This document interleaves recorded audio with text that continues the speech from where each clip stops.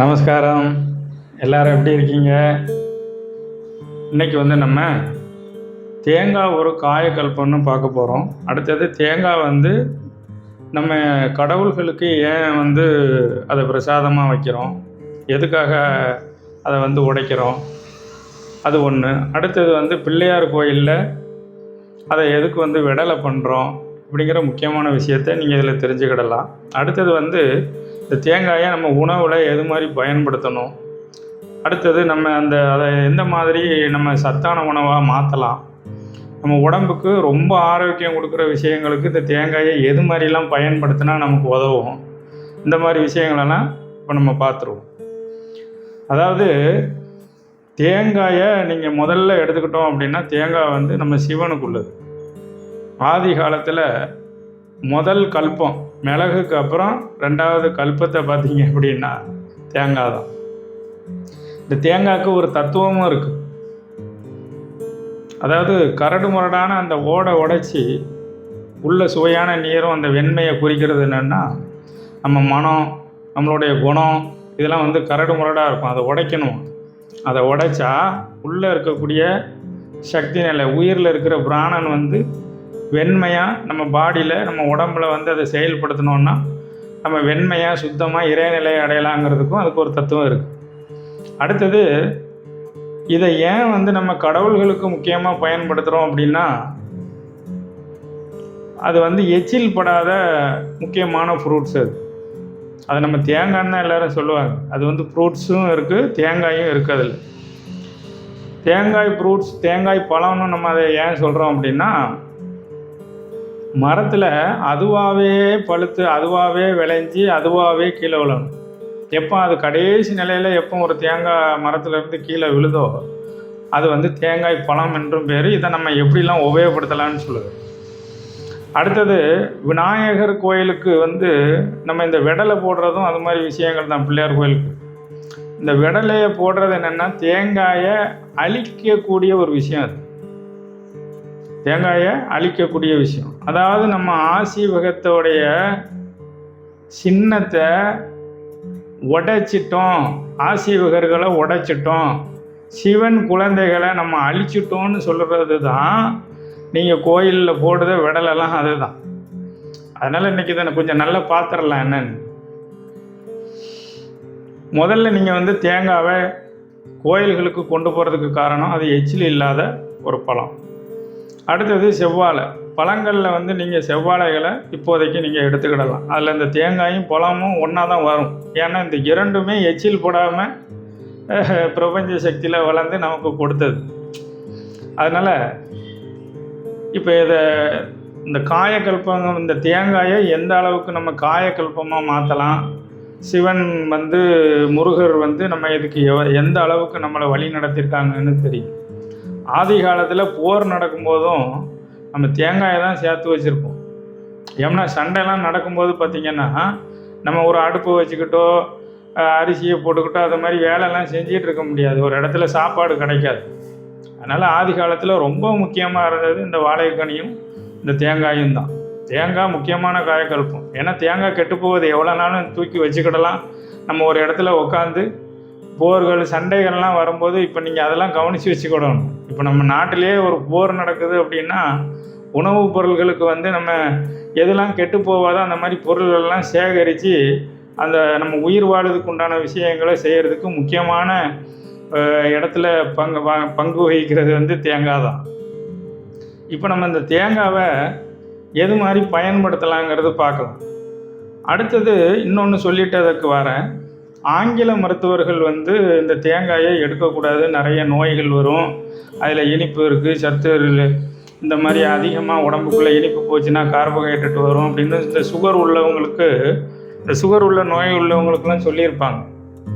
அதனால் நீங்கள் அந்த முக்கியமான விஷயங்கள்லாம் கவனமாக இருக்கும். அந்த மாதிரி சொற்களெல்லாம் நம்ம உணவு விஷயங்களில் கேட்கக்கூடாது. நம்ம நாகரிகத்தில் போகிறதா இருந்தது அப்படின்னா உடைகளில் இருக்கலாம், ஒரு கார் மாதிரி விஷயங்களில் நாகரிகங்கள் இருக்கலாம், இல்லை ஒரு மிஷினரி பொருள்களில் நாகரிகங்கள் இருக்கலாம். இப்போ சாதாரண டெலிஃபோனுக்கு பதிலாக கம்ப்யூட்டர் வச்சுக்கலாம், இல்லைன்னா இந்த செல்லுலார் ஃபோன் வச்சுக்கிடலாம். இது மாதிரி நாகரிகங்களில் நம்ம வளரணுமே தவிர, இதெல்லாம் இல்லைன்னா நம்ம இந்த காலத்தில் இப்போ நம்ம பயன்படுத்தி நம்ம வாழ முடியாமல் போயிடும். அதனால் இப்போ இது நாகரிகங்கிற காலத்தில் வந்து நம்ம இது மாதிரி விஷயங்களில் தான் நம்ம போகணுமே தவிர, நம்ம உணவுகளில் நாகரிகங்களுக்கு என்ன செய்யக்கூடாது, போகக்கூடாது. அதனால் எப்பவும் நம்ம கவனமாக விழிப்புணர்வாக இருந்து செயல்படணும். இப்போ தேங்காயை வந்து ஒரு முறைக்கும் பயன்படுத்தியிருப்பாங்க. ஆதி காலத்தில் இறக்குற நிலையில் இருக்கிறவங்களுக்கு வந்து தேங்காயில் பால் எடுத்து ஒரு சங்கில் வாயில் ஊற்றிட்டோம் அப்படின்னா எந்திரிச்சிருவாங்க. ஆமாம், ரொம்ப முடியாமல் இருக்கிறவங்களுக்கு தேவையான சத்துக்களை அந்த உடம்புல இருக்கிற டிஎன்ஏ செல்களை எடுத்துகிட்டு போய் செல்களுக்கு ஆரோக்கியத்தை கொடுக்கக்கூடிய ஒரு முக்கியமான சக்தி நிலையும் இந்த தேங்காயில் இருக்குது. இப்போ நீங்கள் தேங்காயை எப்படி பயன்படுத்தணுங்கிறது இப்போ நாங்கள் சொல்லுதோம், நீங்கள் அது மாதிரி கேட்டுக்கோங்க. தேங்காவை தயவு செஞ்சு கோயிலில் விடலையாக போடாதீங்க.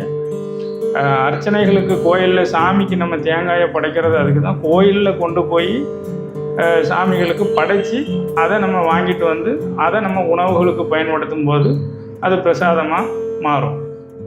அதனால் கோயில்களுக்கு தேங்காய் கொண்டு போனீங்கன்னா தேங்காயை உடைச்சி அர்ச்சனை பண்ணி முடிக்கவும் சாமி பாதத்தில் வச்சு எடுத்துகிட்டு அதை நம்ம கொண்டு வந்து அதில் திருநாரோ குங்குமமோ போட்டிருந்தாலும் சரி, அதை எடுத்து கழுவிட்டு தேங்காய்களை வீணாக்காமல் அதை வந்து பயன்படுத்திக்கிடணும் உணவுகள். அடுத்தது இந்த தேங்காய் எண்ணெயிலையும் நமக்கு நிறைய விஷயங்கள் இருக்குது. உடம்பை அழகாக்குற முறை, உடம்பை வந்து மேனிகளை வந்து பளபளன்னு ஆக்கணும்னா அதுதான் சரி பண்ணும். அடுத்தது முடிகளுக்கு ரொம்ப ஆரோக்கியமானது தேங்காய் எண்ணெய் தான். உணவுகளுக்கும் அதை பயன்படுத்திக்கிட்டோம் அப்படின்னா நம்ம உடம்புல நோயே வராது. ஆனால் அளவு சின்னதாக பயன்படுத்தணும். சரி, இப்போ நம்ம வந்து இது எதுக்கெல்லாம் ஆகும்னு பார்க்கலாம். தேங்காயை நீங்கள் உணவில் பயன்படுத்தும் பொழுது தேங்காயை துருவி வச்சுருங்க.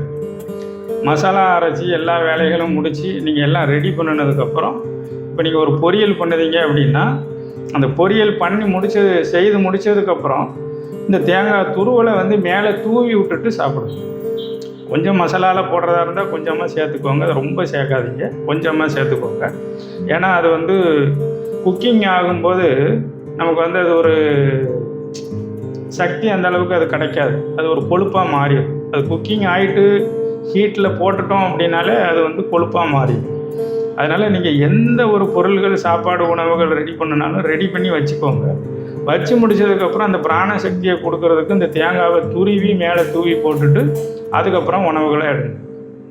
அடுத்தது வந்து இது ரொம்ப விலை குறைவாகவும் சத்து இல்லாமல் இருக்கிறவங்க என்ன செய்யணும் அப்படின்னா தேங்காயில் பால் எடுக்கணும். ஒரு ஒரு ஒரு பாதி முறியை உடைச்சி பூ மாதிரி திருவி வச்சுக்கிட்டு அதில் நீங்கள் மிக்சி ஜாரில் போட்டு ஒரு 50 மில்லி தண்ணியை ஊற்றி அதில் ஒரு சின்ன துண்டு இஞ்சி எடுத்துக்குவாங்க. ஒரு இஞ்சி சைஸில் இஞ்சி எடுத்து அந்த இஞ்சி தோலெல்லாம் சீவிட்டு அதையும் உள்ளே போட்டுக்கோங்க. அப்புறம் வந்து பனங்கருப்பட்டி ஒரு சின்னதாக போட்டுக்கோங்க. சீனியோ நாட்டு சர்க்கரையோ அதில் சேர்க்கக்கூடாது. அதனால் பனை வெல்லம் எடுத்து ஒரு சின்னதாக உடைச்சி அதை கொஞ்சம் உள்ளே போட்டுட்டு நல்ல மிக்சி ஜாரில் நல்லா அடித்து வடிகட்டி புழிஞ்சி பால் எடுத்தீங்கன்னு வச்சுக்கோங்க. அந்த பாலை வந்து ஒரு 100 மில்லி இல்லைன்னா ஒரு 75 மில்லி, சின்ன குழந்தைங்களாக இருந்தால் ஒரு 50 மில்லி ரெகுலராக கொடுங்க. நல்ல ஆரோக்கியமாக இருப்பாங்க. கண்ணுக்கு வந்து ரொம்ப நல்லது. சத்து வந்து கண், கை, கால், உடம்பு, எலும்புலாம் நல்ல ஸ்ட்ராங்காக வரும். நம்ம குழந்தைங்களுக்கு அது மாதிரி உணவுகளை கொடுத்து வளர்க்கணும். இளமையாக இருக்கிறவங்களுக்கும் அதுதான், முதியவர்களுக்கும் அதுதான். நீங்கள் இந்த தேங்காய் பாலை வந்து இஞ்சி போட்டு பனங்கருப்பட்டி போட்டு அடித்து பால் எடுத்து குடிச்சிங்கன்னு வச்சுக்கோங்க. ஒரு 50 வயசுக்கு மேலே இருக்கிறவங்க, ரொம்ப தளர்வாக இருக்கிறவங்களுக்கு இது ரொம்ப சத்தாக வரும். எந்த விட்டமின்ஸ் டேப்லெட்டு கூட எடுக்க வேண்டாம். நீங்கள் விட்டமின்ஸ் மாத்திரை, மல்டி விட்டமின்ஸ்லாம் இப்போ நிறைய உங்களை கொண்டு போய்கிட்டு இருப்பாங்க. அதனால் எல்லா வைட்டமின்ஸையும் தூக்கி சாப்பிட்றோம் நம்ம தேங்காய். அதுக்கு காயகல்பம்னு அதுக்கு இன்னொரு பேர் இருக்குது. ஆயிலையும் அது ரொம்ப வளர்க்குறதுனால தான் இறந்தவங்களுக்கு அதை ஒரு கொஞ்சம் பால் எடுத்து வாயில் ஊற்றுனா எந்திரிச்சிருவாங்க.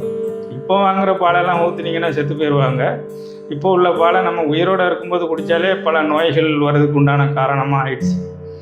அதனால் விழிப்புணர்வோட பால் அப்படிங்கிற ஒரு விஷயத்துக்கு போனோம்னா நம்ம இந்த மாதிரி மாட்டிலேருந்து கிடைக்கக்கூடிய பால்களோ இந்த மிருகத்தில் இருந்து கிடைக்கக்கூடிய பால்களோ கிடையாது அப்படிங்கிறத நம்ம புரிஞ்சுக்கூடோம்.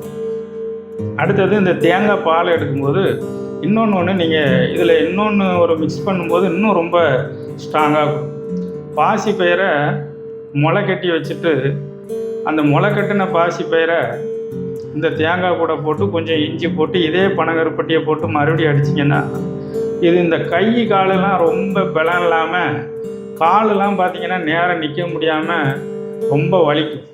ரொம்ப நேரம் நின்னாங்கன்னா கால் ரொம்ப பலம் கம்மியாக இருக்கும். அந்த மாதிரி பலம் ரொம்ப கம்மியாக உள்ளவங்களுக்கு இந்த பாசி பயிரை முளை கட்டிட்டு, முளை கட்டுற விஷயம் தெரியும் இல்லையா? சரி, இருந்தாலும் சொல்லுது. பாசி பயிரை காலையில் எவ்வளோ வேணுமோ அதை எடுத்து ஒரு கிண்ணத்தில் தண்ணி ஊற்றி மூடி வச்சிடணும். சாயந்தரம் ஆனால் நல்லா நனைஞ்சிருக்கும். அதை எடுத்து ஒரு நல்ல காட்டன் துணியில், வெள்ளை துணியில் அதை அள்ளி தண்ணியெல்லாம் நல்லா வடிச்சிட்டு போட்டு ஒரு ஓரளவு டைட் பண்ணி இறுக்கி கட்டி வச்சுருந்தீங்கன்னா நைட்டு ஃபுல்லாக இருந்ததுன்னா காலையில் அது முளை கட்டியிருக்கும். இது மாதிரி அதுக்கு குறைஞ்சது ஒரு 12 மணி நேரம் அந்த துணியில் இருக்கணும். அதுக்கப்புறம் அதை எடுத்திங்கன்னா முளை கட்டியிருக்கும். இந்த மாதிரி நீங்கள் எந்த பொருள்களைனாலும் எடுக்கலாம். அடுத்தது வேர்க்கடலையையும் நனைய போட்டு இது மாதிரி முளை கட்டி வச்சு இந்த வேர்க்கடலையை நம்ம வந்து தண்ணியில் ரொம்ப நேரம் நனைய போடணும். காலையிலையும் நல்லா நனைய போட்டுட்டு நைட்டில் கட்டி வச்சிங்கன்னா மதியான நேரத்தில் ஒரு 12 மணி வாக்கில் மறுநாள் 12 மணிக்கு வந்து அது முளை வந்துருக்கும். இது மாதிரி முளை நனைய போட்டு இந்த பயிர்களெல்லாம் எடுத்து தேங்காய் ஒரு சில தேங்காவை நல்ல ஒரு பாதி தேங்காய் உடைச்சி அதில் பாதி தேங்காவை எடுத்து இந்த மாதிரி பாசி பயிறு முளை கட்டினது இல்லைன்னா வேர்க்கடலை முளை கட்டினது இதெல்லாம் அது கூட சேர்த்து கொஞ்சம் இஞ்சியும் போட்டு கருப்பட்டி போட்டு அடித்து பச்சையாக குடிச்சிங்க அப்படின்னா, அதை நேச்சராக அப்படியே குடிச்சிட்டிங்க அப்படின்னா எந்த மல்டி விட்டமின்ஸும் தேவையில்லை உங்களுக்கு. அதை ரெகுலராக குடிக்கணும். ரெகுலராக ஒரு 21 நாள் காலையில் வெறும் வயிற்றில், அதேமாதிரி நைட்டு படுக்கும்போது சாப்பாடை நைட்டு வந்து சீக்கிரமாக முடிச்சிடணும். 6 மணி 7 மணிக்கெலாம் நல்லா முடிச்சுட்டு அதை வந்து படுக்கும்போது ஒரு 1 ஹவருக்கு முன்னால், ஒரு மணி நேரத்துக்கு முன்னால் குடிச்சிட்டு படுத்திங்க அப்படின்னா உடம்புல தேவையான எனர்ஜி எதெல்லாம் குறைஞ்சிருக்கோ அதை உள்ளே போய் அவ்வளோத்தையும் டிஎன்ஏ ப்ராசஸ் பண்ணி பாடியெல்லாம் ரொம்ப ஸ்ட்ராங்காக வச்சுருக்கும். ரொம்ப ஆரோக்கியமாக இருப்பீங்க.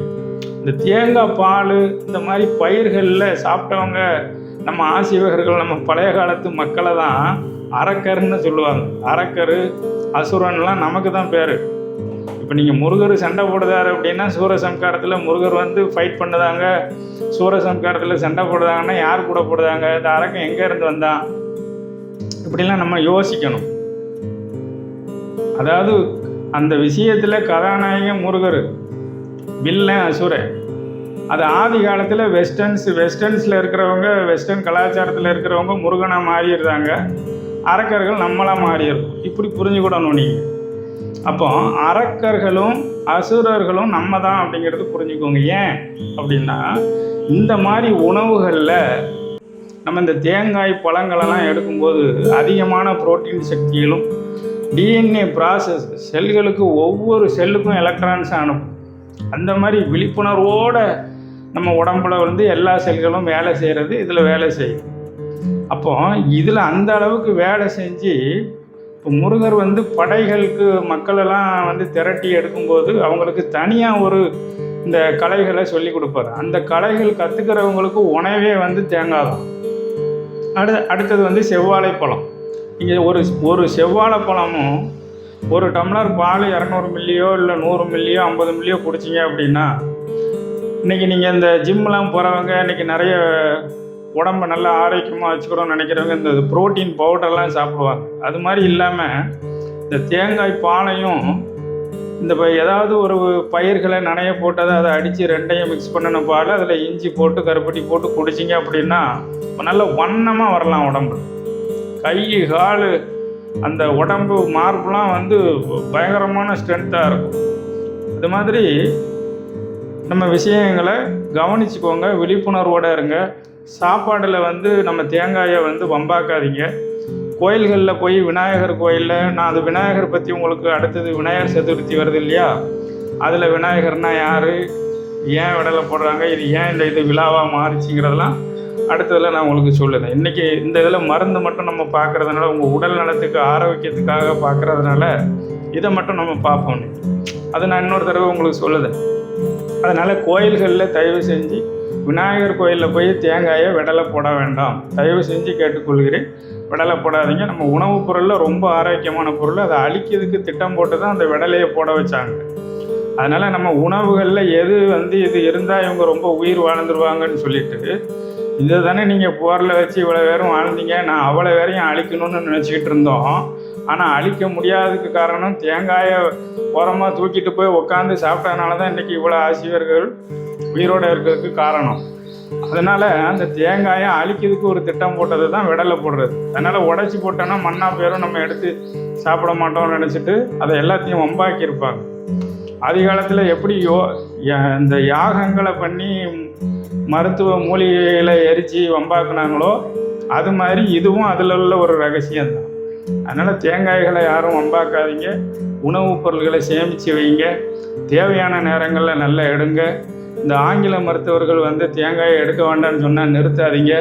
அதை பச்சையாக எடுத்துக்கோங்க. குக்கிங் பண்ணி, அதாவது ஃபுட்டை நல்ல வேக வைத்த உணவுகளோடு சேர்த்து தேங்காயை சாப்பிடக்கூடாது. அதை நீங்கள் டேஸ்ட்டுக்கு கொஞ்சமாக சேர்த்துட்டு மசாலாலாம் ரெடி பண்ணி அப்படி வச்சுக்கோங்க. இப்போ ஒரு பொரியல்லாம் பண்ணுறீங்க அப்படின்னா தேங்காயை கொஞ்சமாக சீரகங்கள்லாம் மசாலாலாம் போட்டு பொரியல் பண்ணிவிட்டு தேங்காவை துருவி வச்சுட்டு அதுக்கப்புறமா என்ன செய்யுங்க, தேங்காய் பூவை அது மேலே தூவிட்டு நல்லா விரவிட்டு சாப்பிடுங்க. இன்னும் ரொம்ப டேஸ்ட்டாக இருக்கும். ஆனால் அப்போ தான் நீங்கள் மென்னும் சாப்பிடுவீங்க. ரொம்ப வெந்துட்டுன்னா புழுக்கு சடக்குன்னு முழுங்கி சீக்கிரமாக அது உடம்புல சத்து ஏற முடியாமல் போயிடும்.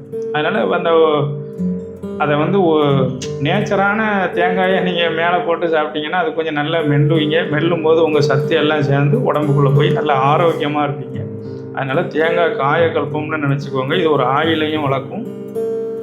அது மாதிரி இந்த மாட்டு பால்களெல்லாம் கொஞ்சம் நிறுத்திட்டு இது மாதிரி பால்களை குழந்தைகளுக்கு உங்களுக்கு எல்லாருமே அனைவரும் எடுத்து ஆரோக்கியமாக வாழுங்க.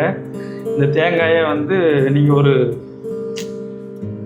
ஒரு வேஸ்டான பொருள் மாதிரி பார்க்கக்கூடாது. அதில் ரொம்ப சத்து இருக்குது.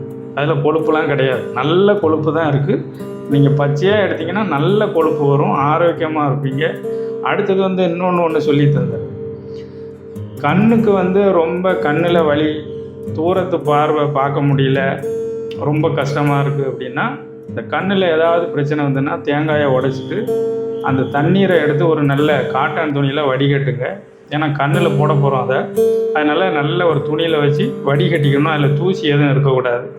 அதுக்கப்புறம் அந்த நீரை எடுத்து ஒரு பாட்டில்லையோ இல்லை ஒரு ட்ராப்ஸ்லையோ ஊற்றிட்டு கண்ணில் இந்த கண்ணுக்கு ஒரு 2 சொட்டு, இந்த கண்ணுக்கு ஒரு 2 சொட்டு ஊற்றிட்டு அப்படி வச்சுருந்தீங்கன்னா டெய்லி நீங்கள் தேங்காயை சமையலில் பயன்படுத்தும் போதெல்லாம் உடைச்ச தண்ணியை தூர வேஸ்ட் பண்ணாமல் அதை எடுத்துகிட்டு வீட்டில் எத்தனை பேர் இருக்கீங்களோ அத்தனை பேரும் அந்த கண்ணில் 2 சொட்டு ஊற்றிக்கிட்டே வந்தீங்க அப்படின்னா இந்த 40 வயசில் வரக்கூடிய அந்த திரைலாம் வராது. தூரத்து பார்வையெல்லாம் நல்லா தெரியும். பக்கத்து பார்வையும் போதும்னு சொல்லுவாங்க இல்லையா? அதனால் அந்த பக்கத்து பார்வை, தூரத்து பார்வை பிரச்சனை இருக்கிறவங்க எல்லாருமே அந்த தேங்காய் நீரை வடிகட்டி ஊற்றிக்கணும். நீங்கள் தினமும் ஒரு தேங்காய் எடுத்தீங்கன்னா அந்த தினமும் என்ன செய்யணும், அந்த தண்ணியை நீங்கள் உங்கள் கண்ணில் 2 ட்ராப்பு ஊற்றிக்கணும். சும்மா அப்படி எடுத்து வச்சுட்டு இதை ஊற்றுங்க எல்லோரும் அப்படின்னு சொல்லி வீட்டில் இதெல்லாம் பழக்கணும். இதெல்லாம் பழக்கி வந்தீங்கன்னா ரொம்ப ஆரோக்கியமாகவும் இந்த கண்கள்லாம் சீக்கிரமாக பார்வையை இழக்காமல் உங்கள் ஆயுள் எவ்வளவு நாள் இருக்குதோ அவ்வளோ நாளைக்கு இந்த கண்ணில் பிரச்சனை வராமல் உங்களை கொண்டு போகும். அதனால் இதை நல்லா புரிஞ்சுக்கிட்டு இதை நல்ல கவனமாக எடுத்துக்கிட்டு வாழ்க்கையில் அதை சரி பண்ணி கொண்டு வாங்க. எல்லோரும் ஆரோக்கியமாக இருங்க. தேங்காயை எல்லோரும் விடாமல் நல்லபடியாக எடுங்க. தேங்காய்களை வேஸ்ட்டு பண்ணாதீங்க. அடுத்தது ஒன்று சொல்லிடுறேன். தேங்காய் எண்ணெய் இருக்குது பார்த்தீங்களா, அது ரொம்ப முக்கியமான பொருள். அதையும் கவனிச்சுக்கோங்க. நான் அதையும் சொல்லிடுறேன். அந்த தேங்காய் எண்ணெயை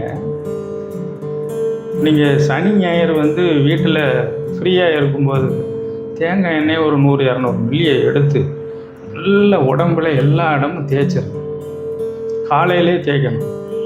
சூரியன் வரும்போது நல்ல உடம்பு ஃபுல்லாக தேய்ச்சிட்டு கொஞ்சம் நேரம் வெயிலில் ஒரு 5 நிமிஷம் காலை வெயிலில் போய் நின்னீங்கன்னா விட்டமின் டி ப்ராசஸ்ஸு பாடியில் அப்படி நடக்கும். நீங்கள் லேடிஸாக இருந்தாலும் சரி, ஜென்ஸாக இருந்தாலும் சரி, உடம்பும் அழகாக அந்த மசில்ஸு அந்த ஸ்கின்னுலாம் நல்ல பளபளன்னு வரும். இந்த கருப்பாக இருக்கிறதெல்லாம் போயிடும். இந்த உடம்புல சில ஆட்களெல்லாம் நீங்கள் பார்த்தீங்கன்னா மேலெல்லாம் செம்பு, இந்த கை காலெல்லாம் தனித்தனியாக கருப்பாக தெரியும்.